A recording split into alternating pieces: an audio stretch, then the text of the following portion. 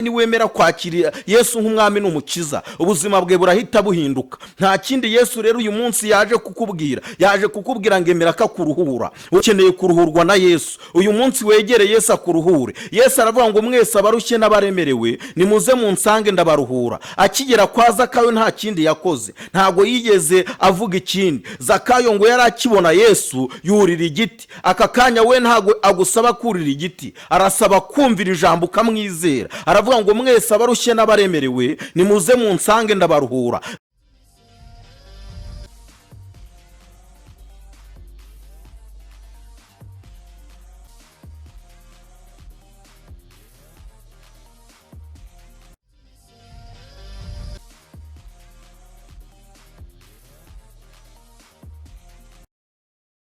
Tekanya ku Imana ndagushimye cyenda guhimbaje, uri Imana nyamana, uri Imana ifite imbaraga n'ubutware.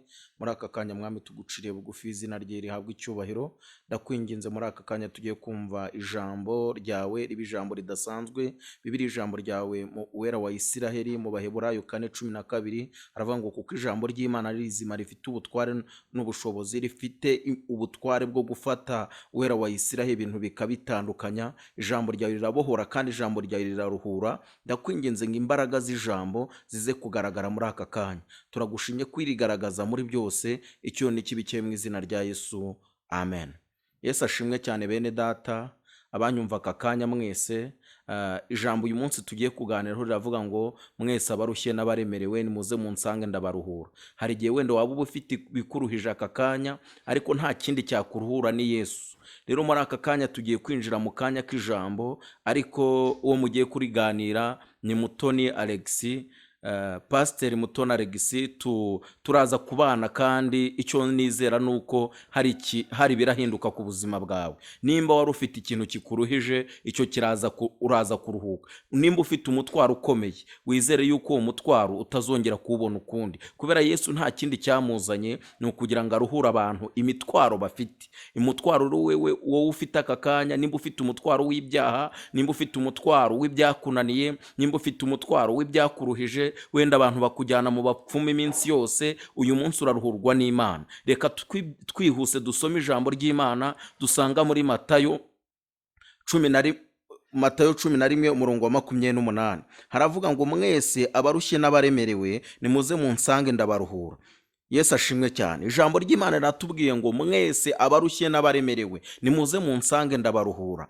Nta kindi Yesu akeneye ku buzima bwawe, akeneye kukuruhura. Yarabivuze, yitegereje abantu abona abantu benshi barushye, yitegereje abakobwa abona hari abakobwa barushye. Wowe uri kunyumva aka kanya uri umukobwa ariko urarushye, ibikuruhije urabizi, ufite ubusambanyi bwakunaniye kureka. Nta kindi rero Yesu ashaka, arashaka kukuruhura. Wowe uri umugabo uri kunyumva, ufite ibikuruhije, ufite uburwayi bwanze gukira, Yesu akeneye kubukuvanaho. Iyo Yesu aje kuruhura, aruhura bitandukanye. Umuntu ufite uburwayi arabumukiza, ufite ubusambanyi bwamunaniye abumukuraho. Umuntu wishwe n'inzoga, Yesu arakuruhura akayikuvanaho. Umuntu wishwe n'itabi, Yesu arakuruhura akakuvana mu itabi.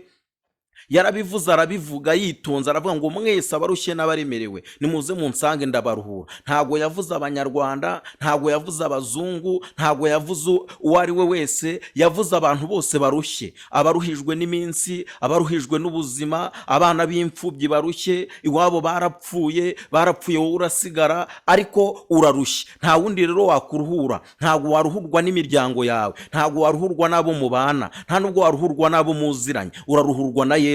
Bibiliya iravuze ngo mwese abarushye n'abaremerewe nimuze munsange ndabaruhura. Yesu akeneye kukuruhura uyu munsi wa none. Umaze igihe kirekire ubona ubuzima bwawe bwaranze, umaze igihe kirekire ubona byaranze gukunda. Aka kanya ugitega amatwi iri jambo ry'Imana, uze gupfukama hasi ubwira Imana ngo nkeneye kunduhura. Yesu akigera ku muntu wari umaze w'umugore, ijambo ry'Imana muri Yohana 4 ngasanga umugore kw'iriba ryitwaga ngo irya Yakobo agiye kuvoma amazi. Uwo mugore yararushye ngo ariko yararuhijwe n'ubusambanyi. Ubwo busambanyi bwari bumuruhije, wenda nawe nibwo bukuruhije. Umva wa mugabo we, umaze igihe kirekire uruhijwe n'ubusambanyi. Umva wa mugore we, umaze igihe kirekire uruhijwe n'ubusambanyi. Ariko aka kanya Yesu arashaka kukuruhura. Yesu arashaka kukuvana muri ubwo busambanyi bwawe. Yesu arashaka kukuvana muri ibyo byaha urimo. Ufite kubeshya, ururimi rwawe rwarakunaniye. Ikintu cyose utekereje utekereza kubeshya. Nimba umuntu aguhamagaye kuri telefoni ngo uri hehe, uramubwira ngo ndi Kicukiro kandi uzi ko uri mu Izindiro. Aka kanya Yesu akeneye kukuruhura. Wenda uramubwira ngo ndi muri Amerika kandi uzi kuri Uganda. Yesu akeneye kukuruha. Wowe wumvira ijambo. Ibyaha uri gukora Imana irabireba, kandi iyo Imana ibirebye birayibabaza, kubera yuko nta kindi cyazanye Yesu. Yaje kuruhura abantu. Yaravuze ngo mwese abarushye n'abaremerewe nimuze munsange ndabaruhura. Ukeneye gusanga Yesu aka kanya. Ntabwo Yesu akeneye ko umusanga ejo, nta nubwo agukeneye ko umusanga ejo bundi. Ugitega amatwi iri jambo uze gusanga Yesu akuruhure. Kandi gusanga Yesu ni ikintu cyoroshye cyane. Gusanga Yesu we nuko ubyemera mu mutima wawe. Iyo umaze kwemera yuko urushye, Yesu arakuruhura. Arangije kuvuga ngo arabaruhura, aravuga ngo ndi umugwaneza. Hepfo gatoya muri Matayo 11:28 hepfo gatoya ukomeje iyo mirongo iravuga ngo ndi umugwaneza kandi nurushye mu mutima. Wongere ugomeze uhasome, uraza guhura na Yesu. Yesu akeneye kukuruhura, nta kindi akeneye. Ntago akeneye yuko hari ikindi umukorera, ntago akeneye yuko umuvomera amazi, ntago akeneye yuko hari ikindi ukora. Akeneye kukuruhura kuri ibyo byaha byawe. Uwo mugore akimara kumubona, Yesu akimara kumwitegereza, abona ibyo byaha bimuruhije, aramubwira ngo umva wa mugore we, ngo aramusaba amazi. Arangije aramubwira ngo ntago naguha amazi, ngo kuko abayuda munena abasamariya. Ariko Yesu icyo yashakaga ni ukugira ngo uriya mugore ahindure ibitekerezo. Yesu arangije amukoraho, amwemerera kumuhindura. Yesu aka kanya we wumvira ijambo, Yesu yemeye kuguhindura. Uwo mugore akimara guhinduka, ntago yongeye gutekereza ibitekerezo yatekerezaga. Uwo mugore akimara kwemera guhinduka, Yesu akimara kumubwira ko afite abagabo 5, ako kanya Yesu yahise yinjira mu bitekerezo bye. Uwo mugore wari umusambanyi, karitsiye yose bamuziho ubusambanyi, abo bagenda bamuziho ubusambanyi, abo bana bamuziho ubusambanyi, ahubwo batangiye kumubonamo umuntu w'agaciro. Nawe wenda hari uko bakuzi muri karitsiye, bari bazi ko uri umujura, baguhimbye n'izina. Ariko aka kanya ni wemera kwakira Yesu nk'umwami n'umukiza, ubuzima bwe burahita buhinduka. Nta kindi Yesu rero uyu munsi yaje kukubwira ngo emera akakuruhura. Wowe urarushya urabizi, unywa inzoga ukanywa amacupa 20 cyangwa 5, urasambana kuwa 2 ugasambana kuwa 5, urasambana iminsi yose. Ubusambanyi wabugize nk'ibiryo cyangwa ubigira nk'icyayi cyangwa ubigira nk'amazi umuntu yoga muri dushe. Yesu akeneye kukuruhura, akeneye kukuvana muri ubwo busambanyi, akeneye kukuvana muri ayo mashyari, akeneye kukuvana muri urwo rwangano. Wanga abana muvukana, wanga abana wanga abo mugendana bose. Iyo ugendana n'abantu wibigira yuko urabareba ukababonamo indi sura. Mbega mu magambo makeya uravuga ngo urakijijwe ntabwo ukijijwe. Ukeneye kuruhurwa na Yesu. Uyu munsi wegere Yesu akuruhure. Yesu aravuga ngo mwese abarushye n'abaremerewe nimuze munsange ndabaruhura. Akigera kwa Zakayo nta kindi yakoze, ntabwo yigeze avuga ikindi. Zakayo ngo yari akibona Yesu yurira igiti. Aka kanya we ntabwo agusaba kurira igiti, arasaba kumvira ijambo ukamwizera. Aravuga ngo mwese abarushye n'abaremerewe nimuze munsange ndabaruhura. Zakayo akemera kurira igiti. Yesu ntago aruhije, yaravuze ngo ndi umugwaneza noroheje mu mutima. Yaravuze ngo uyu munsi ndarari wawe. Luka 19 niho Zakayo yuriye igiti. Akimara kurira igiti, Yesu akimubona aravuga ngo ururuka igiti. Nawe wowe uri mu byaha bitandukanye, uri mu magambo wishakiye, uri mu nzangano, uri mu mashyari. Umva ikintu Yesu akubwiye, umva ijambo Yesu avuganye nawe. Aravuze ngo mwese abarushye n'abaremerewe nimuze munsange ndabaruhura. Uzi ko urushye rwose byagucanze, nta kindi Yesu akeneye kugukorera. Akeneye kuva muri ibyo byaha, akeneye kuva muri ako gahinda, akeneye kuva muri ayo marira. Ijambo ry'Imana riravuga muri Luka ibice 13:10, Yesu akimara kugenda ngasanga ahantu hari umugore. Wenda reka mwita izina rya Domina cyangwa se Kararisi, wowe izina ryawe urarizi. ngo yahasanze umugore nawe wari urushye, yararuhijwe n'ubuzima bubi, yararuhijwe n'uburwayi bukomeye, ngo uwo mugore yari afite dayimoni, ngo iyo dayimoni yamuteraga kurwa umugongo, ngo yari yaramuhetamishije umugongo. Ariko Yesu akimubona ntago yamubonye nk'uko abandi bamubonaga, wenda bari baramunennye, baramuhaye igikombe cye cyangwa baramuhaye agasafuriya ke. Nk'uko nawe umeze muri iyi minsi, umugabo wawe yaragutaye, nawe urabona byagucanze. Nta kindi Yesu rero agushakaho, akeneye ko wemera yuko urushye. Numara kwemera ko urushye, uyu munsi arakuruhura. Numara kwemera yuko ufite umutwaro, uyu munsi arawukuvanaho. Yaravuze ngo mwese abarushye n'abaremerewe nimuze munsange ndabaruhura. Uwo mugore iyo dayimoni ngo yari yaramufashe, yari afite dayimoni yo kumuhetamisha umugongo. Abantu bose bibwiraga yuko atazakira, ariko ako kanya babonye akize. Wenda umaze igihe kirekire urwaye, cyangwa ufite ibibazo bitandukanye, ufite ikibazo cy'ubuzima, ufite ikibazo cy'ubushomeri, ufite ikibazo yuko wabuze aho kuba,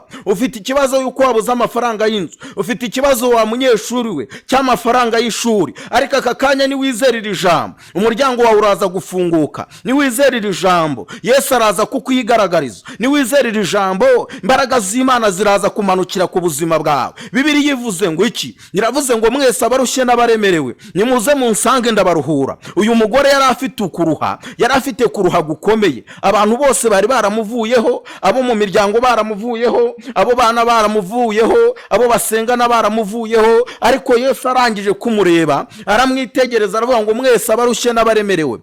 Yesu yabwiraga nawe yari arimo. Arangije Yesu akimugeraho, aramubwira ngo wa mugore we, ubohowe dayimoni yawe. Nawe wenda waba ufite dayimoni, ufite dayimoni yo kwikinisha, ufite dayimoni y'urwangano, ufite dayimoni y'ibitutsi mu buzima bwawe, ufite dayimoni y'ibindi bikujya, ufite dayimoni y'uko wabuze amahoro, ufite dayimoni y'inyatsi. Iyo ugiye ucuruza uyu munsi, ariko mu gitondo ibintu bugacya byahombye, wenda n'umwuka wa karande, cyangwa se n'ibindi bibitera, cyangwa n'ibyaha urimo. Nta kindi Yesu agukeneyeho, akeneye kukuruhura. Aravuga ngo mwese abarushye n'abaremerewe, niryo jambo twasomye, nimuze munsange ndabaruhura. Warasengaga ariko wacitse intege, wari umunyeshuri kandi uri umunyeshuri warashatse ubuzima urabubura, washatse ishuri uraribura, umuntu wakurihiraga arabireka, abo mwagendanaga bose barize bararangije, abo mwiganye bose ubu amashuri barayarangije, ariko we wararase. Nta kindi cyatumye urata, ni ubukene wari ufite. Ariko ubwo bukene uyu munsi nibwo Yesu ashaka kukuruhura. Aravuga ngo mwese abarushye mwese nimuze munsange. Nta kindi Yesu akeneye ko wemera ko akuruhura. Mwese abarushye n'abaremerewe nimuze munsange ndabaruhura. Icyo Yesu arakuruhura ni ubuzima uhagazemo uyu munsi. Ibyo Yesu arakuruhura ni ibyo ubona byakunaniye. Ibyo Yesu arakuruhura ni ubwo burwayi ufite. Uwo mugore wari wararwaye guheta mu mugongo, abantu bose bibwiraga yuko atazaruhurwa, ndetse babonaga uburyo umugongo umeze, bakibwira yuko bizagomeza kumera gutyo. Abantu bakuzi ko uri umusambanyi, uyu munsi hindura icyerekezo, ureke gusambana. Abantu bakuziho ko uri umujura, aka kanya hindura kuba umujura. Nta kindi Yesu ashaka kukuruhura. Ashaka kukuvana muri iyo karande, ashaka kukuvana muri ako kaga, ashaka kukuvana muri ako gahinda. Uri umugabo ufite ibibazo, umugore wawe iyo utashye ninjoro araragutuka ijoro bukarinda buke. Urarushye, ukeneye kuruhurwa na Yesu. Yesu aravugana nawe aka kanya ngo mwese abarushye n'abaremerewe nimuze munsange ndabaruhura. Dore agutegeye amaboko, kandi ibyo umubwira byose araza kubyumva. Ntago abyumva ejo, arabyumva aka kanya ukibimubwira. Niwemera ukamubwira, araza kukwigaragariza. Kandi bikuruhije byose ntago wabivanaho n'umuryango wawe, ntago wabivanamo n'abo mubana, ntago wabivanamo n'abo mwiganye, ntago wabivanwamo na mama wawe, ntago wabivanwamo na papa wawe, kubera yuko n'uburwayi ufite nabwo ntago bukoroheye. Wa mama w'unyumva, urwaye kanseri yo mwibere, cyangwa se ufite ikibazo gitandukanye, icyo kibazo cyose ufite Yesu akeneye kukimubwira. Nukimubwira araza kumanura imbaraga ze, araza kukuruhura, yaravuze ngo mwese abarushye n'abaremerewe nimuze munsange ndabaruhura. Uyu munsi uraza kuruhurwa na Yesu, ubuzima bwe buraza kugira icyerekezo. Umaze igihe kirekire uri mu buzima budafite gahunda, ubuzima we nta cyerekezo. Uyu munsi urarya saa sita ariko nijoro ntabwo ufite ibyo urarya. Uyu munsi ufite imodoka ariko bucya yapfuye. Iyo ni dayimoni. Buri kintu cyose ugerageje gukora kitarageza igihe. Iyo ucuruje ubucuruzi buhomba utazi uko bigenze. Umaze igihe kirekire, wa mubyeyi uri kunyuma ujya mu bapfumu, aka kanya Yesu aravugana nawe ngo urarushye ngwino kuruhure. Bibiliya niko yavuze muri Matayo 11:28, yavuze ngo mwese abarushye n'abaremerewe nimuze munsange ndabaruhura. Nta kindi cyazanye Yesu ni ukuruhura abarushye. Nimba wizera Yesu, nimba utanamwizeraga, aka kanya ukumvira ijambo, urasabwa gupfukama imbere ya Yesu, kandi nupfukama imbere ya Yesu araza kukuruhura. Uraza guhura n'ikiganza cye, ukuboko kwe kurakumanukira, hari amavuta araza kugusukaho. Aho wagendaga bakakwanga, wajyaga gushaka akazi ntubashe kukabona, wari uruhijwe n'ibibazo, wari ufite imitego 300, aho wajyaga hose wahuraga n'imitego y'abashaka ruswa, wahuraga n'imitego y'abashaka kugukoresha ibindi by'ibyaha bitandukanye. Ariko Yesu icyo kuvugana nawe, aravugana nawe ngo mwese abarushye n'abaremerewe nimuze munsange ndabaruhura. Uri umugabo uri mu buzima ubona butakubereye, uri mu buzima budafite icyerekezo. Ubwo buzima ntabwo wabushyizwemo na Yesu, wabushyizwemo n'abadayimoni. Yesu rero nta kindi cyamuzanye ni ukugira ngo akuruhure. Yaje kuruhura abarushye, yaje kuvanaho ubumuga babufite, yaje guca inzira ku badafite inzira, yaje kuvanaho ibibazo ku bafite ibibazo. Yaravuze ngo mwese abarushye n'abaremerewe nimuze munsange ndabaruhura. Uyu munsi Yesu arakuruhura, araza kukuvana muri ibyo byaha byawe, araza kukuvana muri ibyo urimo, araza kuvanamo kurara mu kabari. Urara mu kabari bakagukoroperaho, ubuzima bwawe bwanze guhindurwa. Ariko ndakubwira ngo niwujya muri Yesu, Yesu araza kuguhindura ubuzima. Yesu araza guhindura ubuzima bwawe. Yesu araza guhindura imibereho yawe. Yesu araza guhindura agaciro ufite. Nta gaciro ufite muri iyi minsi. Abantu bose mwagendanye bagutesha agaciro, mu muryango wawe wataye agaciro. Niyo barebye abantu muvukana, kuva wavuka bagiye bavuga abantu bafite agaciro bazatera imbere. Ntago mama wawe yakubariragamo cyangwa papa wawe, we bakubaragamo wo koza amasahani, we bakubaragamo wo gusigara mu rugo. Ariko niwemera ko Yesu akuruhura, araza kukuruhura.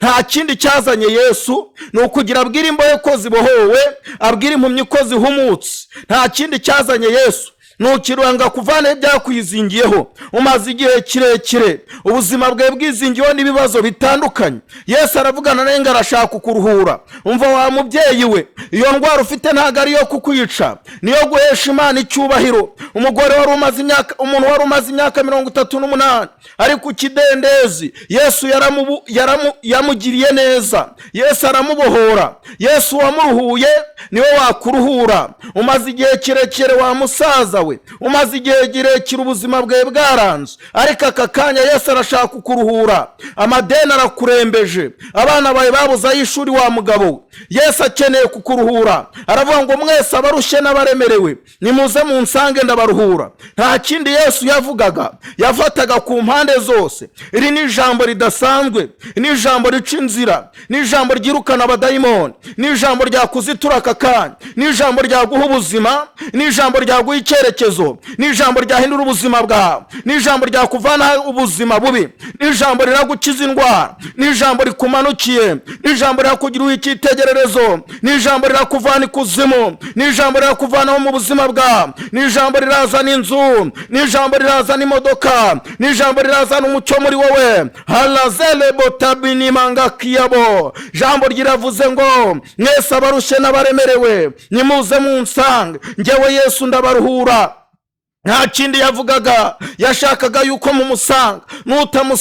Nutamusanga ntago aragusanga ubwe, kuko yaravuze ngo musabe muzahabwa, mushake muzabona, mukomange ku rugi muzakingurirwa. Iyo udashatse Imana ntago uyibona. Yesu akeneye yuko umwegera kugira ngo akuruhure. Yaravuze ngo mwese abarushye n'abaremerewe nimuze munsange ndabaruhura. Akeneye ko umusanga. Numusanga uyu munsi, mucire bugufi ku buryo bukomeye, upfukame imbere y'igitanda cyawe, cyangwa uhaguruka nonaha winjire mu kanya ko gusenga. Ibikuruhije byose arabizi, ibikugoye byose arabizi. Aravuze ngo mwese abarushye n'abaremerewe nimuze munsange ndabaruhura. Umva wa mubyeyi we umaze igihe kirekire ufite uburwayi bwa sida, Yesu arashaka kuyikuvanaho, Yesu arashaka kuyigukiza. Mupfukamira ubimubwire, nta ndwara n'imwe adakiza. Iyo kanseri yayigukiza, ayo marozi bakuroze, ufite dayimoni baguteje nk'iya wa mugore twavuzeho muri Luka 13:10.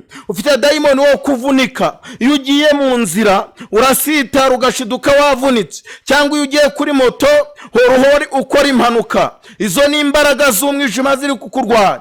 Twavuze yuko uwo mugore twababwiye yari yarahetamye umugongo, ariko icyari cyaramuhetamishije umugongo ntago ari ikindi, ni abadayimoni ngo bari baramuhetamishije. Bibiliya yavuze ngo yari afite dayimoni yamuteraga guheta mu mugongo, ariko Yesu akimugeraho, kubera yuko yari yaravuze ngo naje kuruhura abarushye, Yesu aramubwira ngo umva mugore, uburwayi bwawe burarangiye.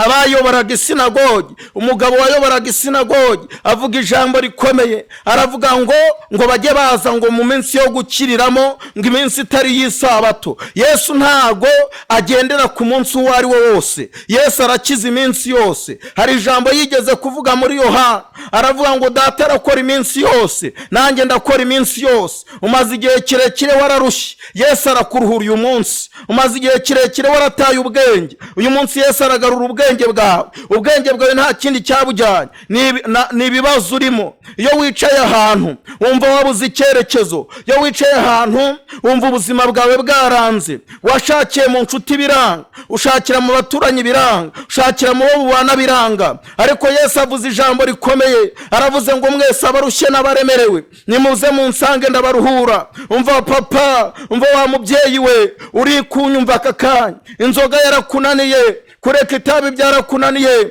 kureka ubusambanyi byarakunaniye, nawe Yesu ni wavugana nawe. Aravuga ngo mwese abarushye n'abaremerewe nimuze munsange ndabaruhura. Umaze igihe kirekire waratanzwe kuzimu, urarurota ibintu bibi, aka kanya ndaguhamagarira kwegera Yesu. Yesu niwe wakuruhura, Yesu niwe wakuvana muri iryo vangirwa, Yesu niwe wakuvana muri ubwo buzima uhagazemo. Yesu avuganye nawe nonaha, aravuze ngo mwese abarushye n'abaremerewe nimuze munsange ndabaruhura. Yesu arashaka kukuruhura, Yesu arashaka kukuzamura, Yesu arashaka kukwigaragariza, Yesu arashaka kukuvana muri ubwo buzima, Yesu arashaka kukuvana muri ako gahinda, Yesu arashaka kukuvana muri ayo mashyari, Yesu arashaka kukuvana muri izo nzangano. Umaze igihe kirekire warashatse ubuzima biranga, iyo ugiye gukora abandi barabona, ariko wowe ukabura. Abantu musengana bose barazamuwe, wowe urarushye, uraremera, uravuga ngo Imana yaragutaye. Ntago yagutaye, nuko wagiye wishingikiriza ku bantu, ariko aka kanya aravugana nawe ngo ngera umwemerere amanukire kukuruhura. Umva nshuti yanjye, ibikuruhije urabizi, ibikugoye urabizi, nta kindi wakora aka kanya buretse kwegera Yesu, kubera wowe nta kintu wakora, nta kintu wakora ku buzima bwawe ngo uruhurwe buretse kwegera Yesu.